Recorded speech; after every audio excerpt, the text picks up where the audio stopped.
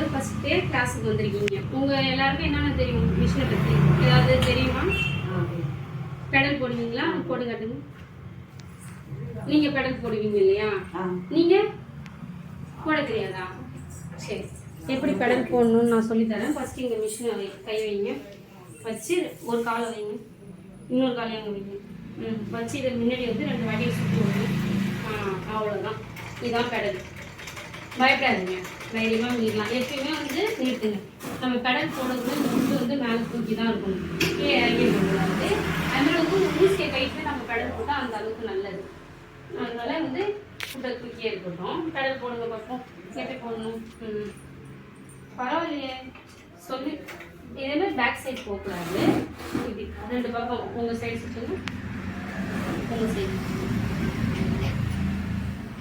சரி, நான் பெடல் போட்டு காமிக்கணுமா? என்னை பாருங்க.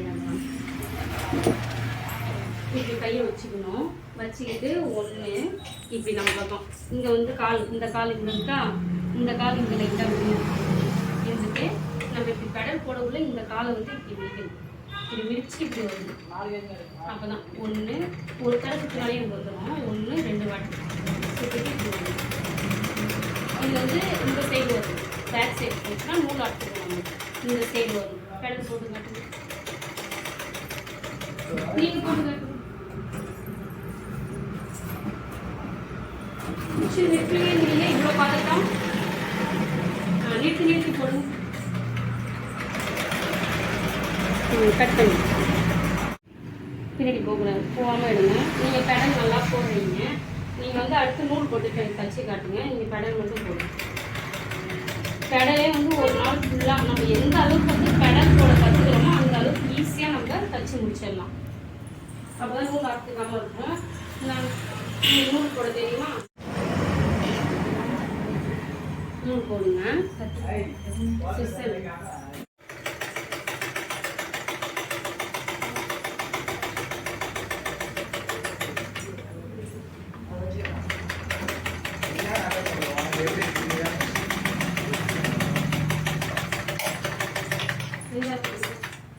கீழே நறுக்கி தைக்கணுங்களா? எவ்வளோ இருக்கு?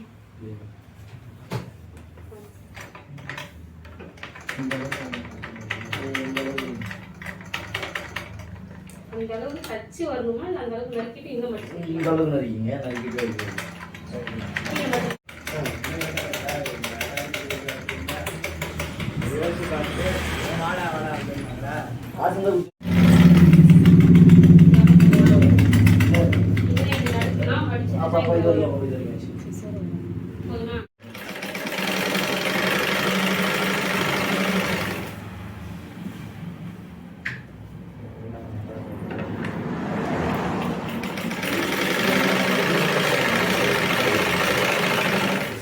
கடல் போடு, நிப்பாட்டு, கடல் போடு.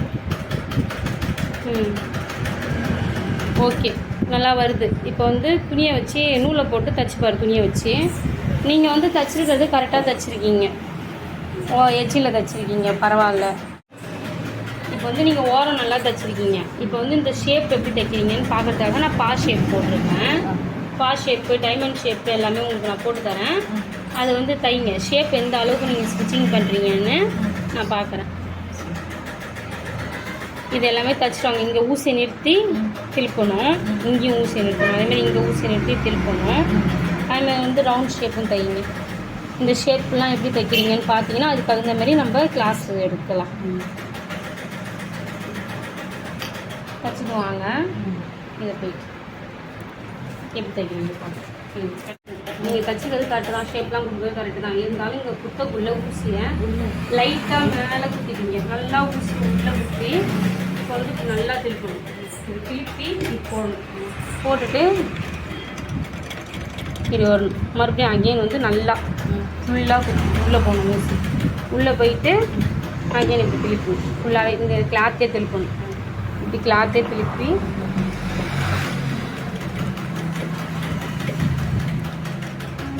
ஏதோ டைட்டாக இருக்குது.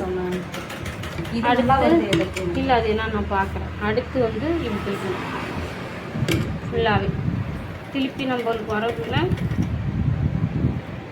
கட் பண்ணவா? அதேமாரி வந்து இங்கே நல்லா ஷேப்பாக கொண்டு வந்து இங்கே இறக்கி இப்படி ஏற்றுங்க, அவ்வளோதான். வந்து நூல் இதில் போட்டுட்டு இதான் பாபின் கேஸு. இதில் வந்து நூல் பாபி இப்படி வச்சு இந்த பக்கமாக ஒரு 4 சுற்றி சுற்றிட்டு இதில் போட்டு லாக் பண்ணிடணும். லாக் பண்ணிவிட்டு இப்படி கீழே இறக்கி விட்டுட்டிங்கன்னா உங்களுக்கு நீங்கள் சுற்ற இதில் போய் லோட் ஆகிடும். ஓகேவா? கட் பண்ணி போட்டு கட் பண்ணுறது இது இருக்குல்லடா, இது வந்து லைட்டாக அப்படி மேலே தூக்கி இது உள்ள இப்படி போட்டு கட் பண்ணிவிட்டு ஊசி நூலை வந்து ஃபஸ்ட்டு 2வது இது உள்ள 3வது அடுத்து 4 அடுத்து நீடில் இருக்குங்க. போகக்குள்ள ஷார்ப்பாக இருக்கணும். அதுக்குள்ள ரொம்பவும் நம்ம வீணாகக்கூடாது. நீடில் கவுத்து அப்படியே கட் பண்ணணும். இப்படி பிடிச்சிட்டு லைட்டாக அப்படி லூஸாக விட்டு உள்ளே ஃபுல்லாக எண்ணெய் கொடுத்தா நூல் வந்துடும். இப்போ நீங்கள் செஞ்சு காட்டுங்க. ஆனால் இன்னும் மடிச்சு வச்சு தள்ளி பரவாயில்லையே, ஒரே நாளில் இந்த அளவு தையல் தெரியுறா. நீங்கள் ஓரடிக்கலாம் அவளுக்கு தனியாக மடிச்சு வச்சுக்கிறதுக்கு. பரவாயில்லையே, ஒரே நாளில் நல்லா தைக்கிறீங்க.